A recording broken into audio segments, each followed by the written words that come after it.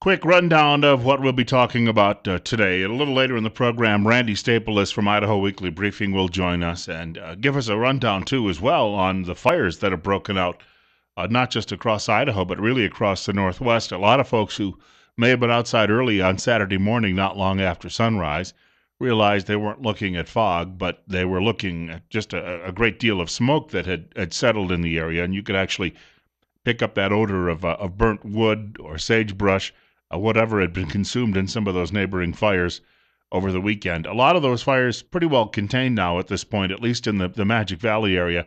Randy will give us an update about that. Some of the other things that we'll be talking about during the program today, a lot of new polling data out when it comes to the national political scene. And some of it really not surprising now at this point, although the conventional wisdom among the punditry class in Washington is that this Trump phenomenon is going to run out of steam sometime soon. They just don't know when.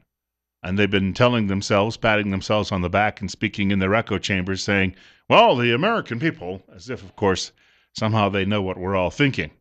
808, Bill Colley with you on Top Story. 60 right now. Well, okay, I said 60, and just as I said that, it dropped to 59, and I'd like to be accurate, so we'll say 59 at the moment. And thank you for joining me on Top Story on News Radio 1310, KLIX, newsradio1310.com. Tonight, 7:30, in the Taylor Building of the College of Southern Idaho, there is going to be a program taking place, and this might be the biggest event when it comes to an effort by a growing group of local people to bring an end, or at least a moratorium, to this refugee resettlement program here in the Magic Valley. We're expecting 300 Syrian Muslim refugees sometime in October.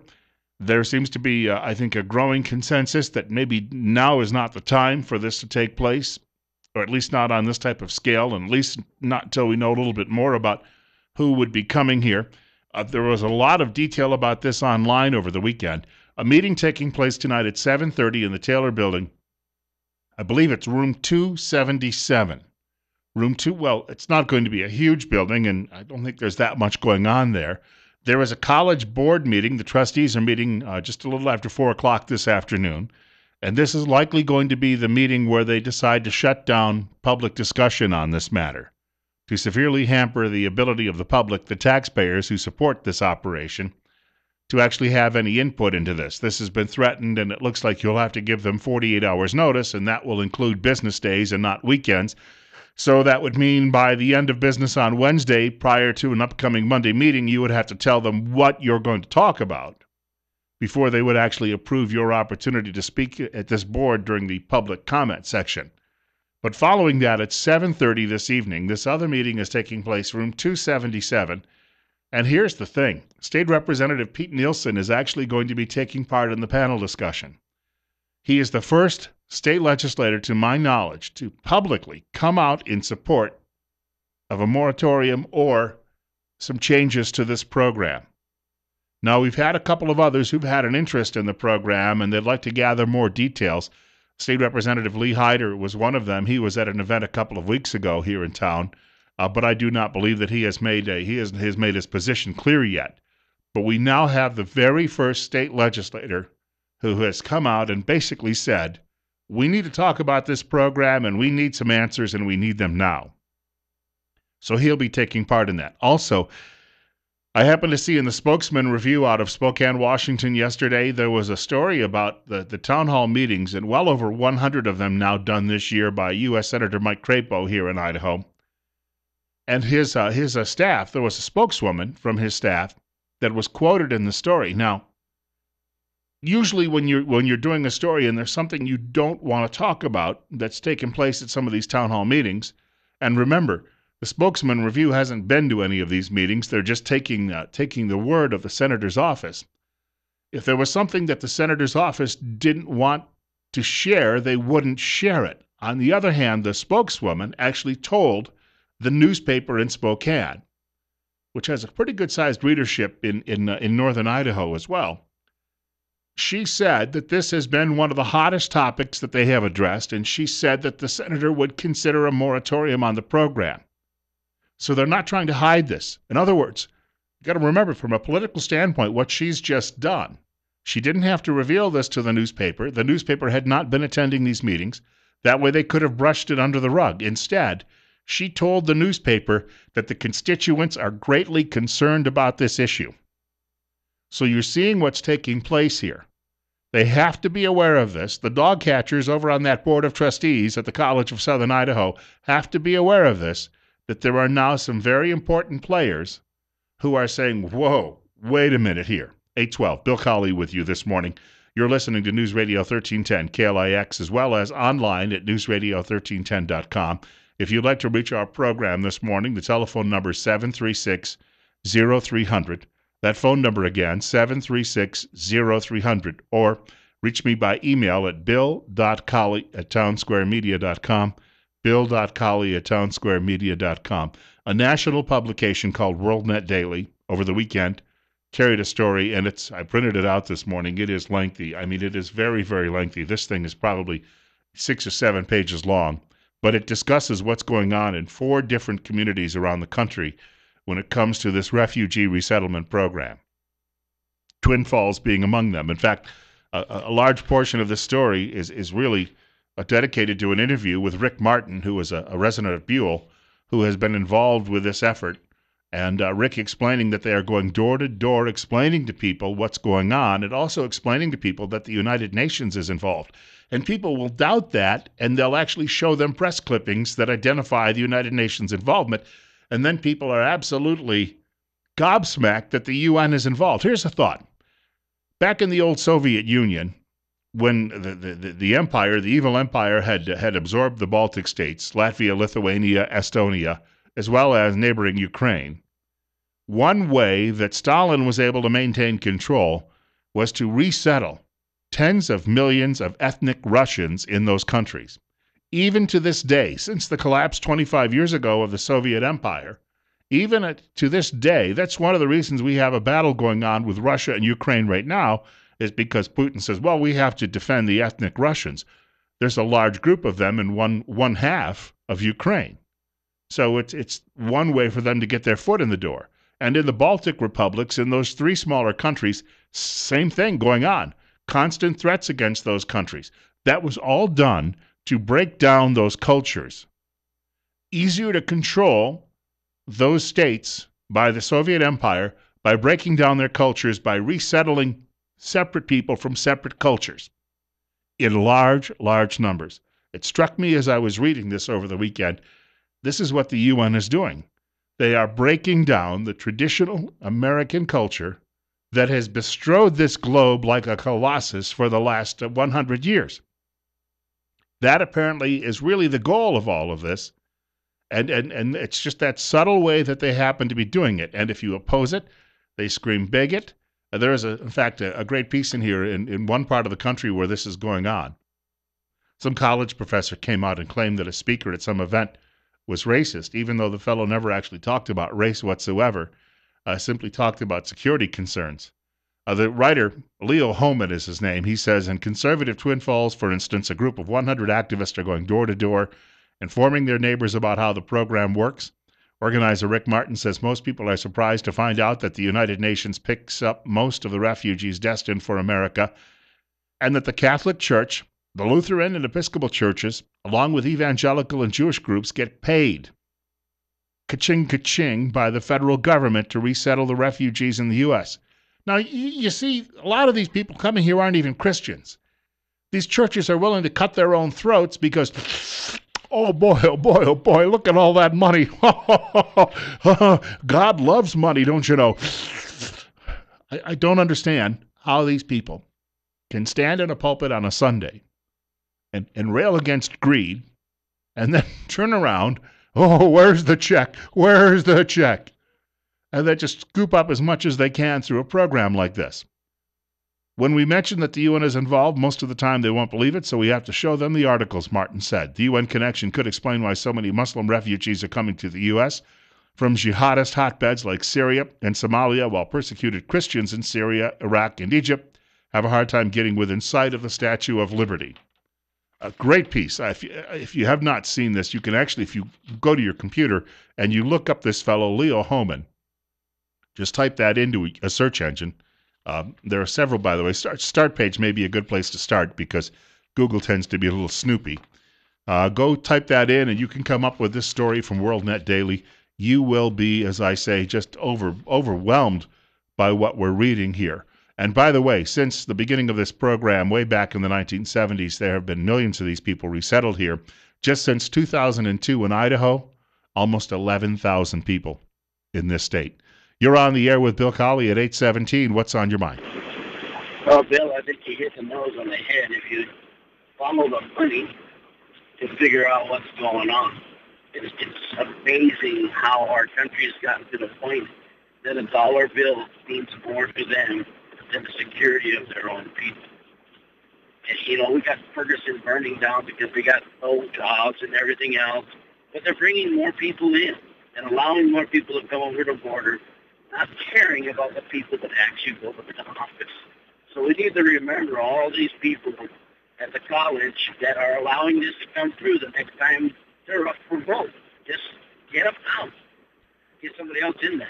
And I agree with that. I think that we're going to have to find some decent candidates and put those people up for office. Let me add something to that quickly about this.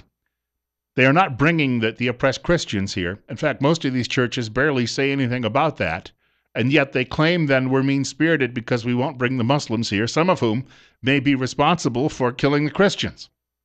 You're on the air at 8:18 on News Radio 1310 KLIX. What's on your mind? How come you're such a dictator? You don't accept other opinions other than yours. I mean, I don't know what kind of... What's your opinion? You live in a democracy. What's your opinion? You know that. What's your opinion? Andale, arriba. Hey, quickly, break coming up. You're up next on the air. You're listening to News Radio 1310 KLIX and newsradio1310.com. Hello. Sure, go ahead. You got about 30 seconds. Okay, yeah, I just want to let you know the bribery's not just on this side. The bribery's on the other side also. I used to work with a bunch of Russian Muslims and found out from them that they didn't want to come over here, but the federal government kept offering them more and more and more and more until they couldn't refuse, and they brought them over here anyway. You're going to like the United States or else. Thank you much for your telephone call. Well, you're going to like the move. You don't have to like the United States once you get there. In fact, here's a computer. If you'd like to go join ISIS, go right ahead. And remember, America's a bad country, and we've got to teach it a lesson. 20 minutes after 8 o'clock. Bill Colley with you. Oh, quickly, I got to mention something, too. Another scandal brewing on the state and local level when it comes to Planned Parenthood. I want to get to that a little later in the program as well. The governor of Idaho, who claims to be a devout Roman Catholic, has decided that there is no need to investigate Planned Parenthood within the state. Details on that are coming up during the program. Bill Colley with you. 20 minutes after 8 o'clock. Top story on News Radio 1310 KLIX and newsradio1310.com. To give you an idea of how well some of these cultures are meshing, there's a story at... I get this Middle East watch in my email every day. Why are Londoners uncomfortable with a Muslim mayor? Apparently somebody has actually decided that they're going to toss a hat into a ring and run as a mayoral candidate in London and happens to be a Muslim. And the writer says, by and large, Muslim politicians in the UK tend to be far more divisive, to be polite. Some have questionable backgrounds, such as the defense of Louis Farrakhan or Guantanamo Bay detainees, and have been investigated for, quote, improper behavior. And then there's quite a bit of detail as to what that all entails. Over at the Jerusalem Post, it is said that a Jewish candidate has already been attacked by the Muslims. So, in other words, we're going to take over the city, and we don't want any lip from you. 825, Bill Colley with you, 61. News Radio 1310, KLIX, and newsradio1310.com. You can reach the program by giving us a call, 736-0300, 736-0300, and you're on the air. Good morning, Bill. Yeah, the United Nations High Commissioner for Refugees is Antonio Guterres, or something like that. He was the president of the Socialist International for, well over a decade before coming the High Commissioner. And, of course, International Socialist is just a new name for communist. And, of course, the United Nations has been controlled by communists they want to destroy America, and they're doing just like you say. They want to destroy our culture by bringing all these people in here. But the threat we have now, of course, is the fact that the FBI said the vetting of these Syrian Muslim refugees is totally impossible because there's no records. Yeah, and you have an actual FBI, I mean, someone in the hierarchy of the FBI testifying as recently as February at a congressional hearing saying, we don't know. Well, absolutely. And then everybody says, terrorists coming in as refugees. That's not possible. But actually, WorldNet Daily just revealed back in May that it says the title was Terrorists Pose as Refugee Nabbed by Cops. So, I mean, folks, it's happening, and we're going to allow 300 of these people. And right now, of course, Islam is basically in stage 3, which is total war. And do you think that there might be a few of these Islamic terrorist refugee refugee that are coming into this country? I mean, I'm sure we have to be very naive to not think that. I thank you much for the telephone call. Communist International getting involved in all of this.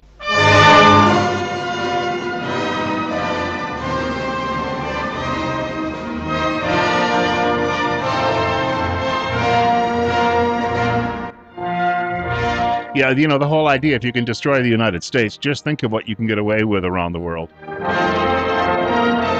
Do you ever see the movie Reds with Warren Beatty? There's actually a scene where he is sent by the Soviets, the new rulers of the Soviet Union, to go down to some Muslim countries and call for jihad. He doesn't realize it, but the translator explains it that way, and he's actually shocked that was done. But sure enough, I mean, that has been the goal of these people for a century. We have another caller with us, 827. Bill Colley with you on Top Story on News Radio 1310 KLIX and newsradio1310.com. And you're up next. You're on the air. Hey, good morning, Bill. Morning. Hey, so I don't have too much of a problem with immigration and resettlement in moderation, right? It's the assimilation part to the United States culture that I have real problem that they're not taking care of. I came from El Cajon, California, a small suburb of San Diego, where they resettled a lot of Christian, Chaldean, Muslims from Iraq, and we were fine. But then it got to where they had their own communities, and we decided it was time to leave when they started printing school notices in English, Spanish, and Arabic, and it gets out of hand. Where's the assimilation? Where's the onus on those folks coming in? Who was the political candidate last week that said? Was Bobby Jindal, I think, that said that in some remarks that immigration without assimilation is just nothing but an invasion. Well, yeah, absolutely. And was it back in the 1920s or 1900s where they shut down all immigration for a period of years so that they could allow for that large influx of immigrants to assimilate and become Americans? I mean, that's what it's all about to me. Learn the language, learn what the culture is about, learn what America has to offer, and be upright, citizens. Don't seclude yourself into your own cultures that, your cultural identity is fine. You want to maintain your heritage, but you're starting a new life in a new country. You, in my opinion, you should, make a go of it. Agreed. I thank you much for the telephone call. And the idea being that we used to teach civics in schools, and I mentioned Jim Patrick having proposed that in Idaho, found a lot of enemies when he suggested we do that. But even Norman Lear, former liberal TV producer, now says he's a conservative, says we need that again so people can learn about why this country is different. But if you're a member of one of the goons on the American left, you so despise this culture, you want to destroy it, you don't want that being taught to people. You want people out there in the streets going, they want 300 million different nations within our borders. That's how they're going to destroy the place. And then they dream or they believe that somehow they're going to institute, of course, that socialist republic. Yeah, that's a frightening thought. Hey, coming up in about 10 minutes, Randy Staples will join us right here on News Radio 1310 KLIX and newsradio1310.com. By the way, my whole musical library, that could be worse.